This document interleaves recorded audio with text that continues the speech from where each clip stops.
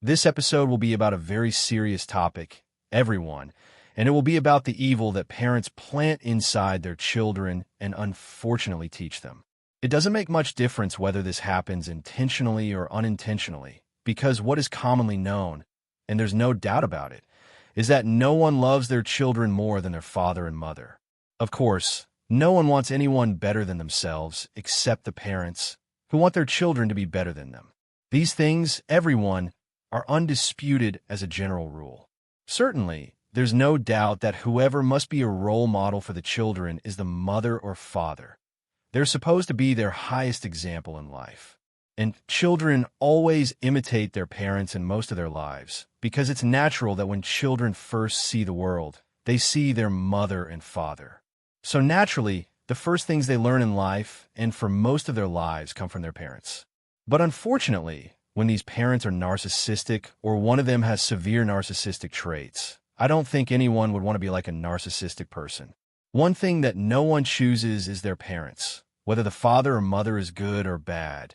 This is an undeniable reality in our lives, and there's no escape from it. Our topic will be about the bad traits that narcissistic parents can plant inside their children, and sadly, these traits are very evil. In this episode, I am not talking about or encouraging disobedience to fathers or mothers in any way or under any circumstances. We're simply trying to understand these matters so that we can try to avoid harm or address the effects of these bad traits inside us. We will also talk about how to recognize, deal with, and overcome the things that have been planted inside us. But first, I want to tell you what these bad and evil traits are that will be the subject of today's discussion. These traits, everyone, are ridicule, disgust, belittlement, and envy. The first three traits are very similar to each other, but we will also talk about the differences between them. However, the one thing these three traits have in common is that they leave the child with a terrible feeling of self-hatred inside. I think we have heard the phrase said about a certain child, that no one loves or can tolerate this child except his mother or father. Certainly, even if the whole world doesn't love or respect us, our parents will definitely remain the ones who support us, love us, stand by us, and be the biggest supporters in our lives. This is a given, everyone. Even children see things this way, and maybe their entire approach in childhood is based on this foundation. The child looks at their life and confidently tells themselves, I have a home, I have everything, food, drink, care. And this becomes the child's reference point for the love their father and mother have for them, without a doubt. But at some point, the child sometimes asks themselves, why do I sometimes feel like I hate myself? This is a very difficult time for any child to feel this way, because if you were to ask one of the parents, for example, I feel like you don't love me, their reaction would be sarcastic and make you feel like you are wrong for thinking that way. Unfortunately, most parents think this way because their view of love or care for their children is based on the things they provide for them. In other words, parents prove their love to their children through material things. But what the child doesn't realize is that despite all these things parents mention as proof of love, the one thing missing is their emotional needs. The child suffers from emotional hunger, and unfortunately, this is often neglected by parents, maybe unintentionally. But I'm talking about the things that lead the child to think this way and feel this difficult emotion. So how does a narcissistic parent manage to plant self-hatred inside their son or daughter in this way? A narcissistic parent daily presents their children with large amounts of emotional distortions. Since the narcissist already feels hatred toward themselves and despises their own inner weakness, what they feel inside is projected onto the children. But the children don't understand this or what's inside the narcissistic parent. All the child feels is that when the parent mocks them, for example, or makes fun of a word or question the child asks, instead of understanding and explaining these things to the child in the right way, it gets planted inside the child that this mockery is because of them, that they don't have the ability to correctly interpret these emotional cues. What makes it even more confusing for the child is that the parent, when doing this, doesn't use the exact terms like disgust, belittlement, or hatred, but hints at them indirectly through the way they raise their children. For example, When a parent says to their son or daughter about a mistake they made, "How could you do such a terrible thing?" Or, "No one normal would ever do what you're doing." The narcissistic parent's reactions often come through questions like these, and the parent does not actually expect an answer from the child.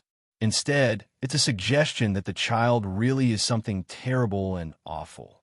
Also, if you look at the way or reaction of the narcissistic parent to what the child did, it is full of extreme anger and in a very harsh way.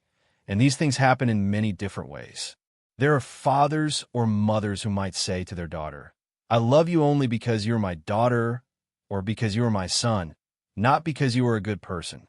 Even if this is meant as a joke, the child does not understand it that way, but takes it literally, and the literal meaning is that if you were not my son or daughter, I wouldn't love you. Unfortunately, narcissistic parents teach their children this by hinting at certain things through these questions, which actually contain accusations toward the child. Another example that makes the child feel like they hate themselves and plants this feeling inside them is when the child is told, "How can you be this stupid? You have no brain. You don't think." In cases of separation or when the child is raised by one parent, the child is often told something like, "You are just like your father," if the child lives with a mother, or "You are just like your mother," if the child lives with a father. This is meant to belittle the other parent. This kind of statement plants a deep sense of frustration and self-hatred inside the child, which unfortunately stays with them throughout their life. The child comes to believe, after all these negative traits being planted inside them, that they are a failure and that there's nothing good within them.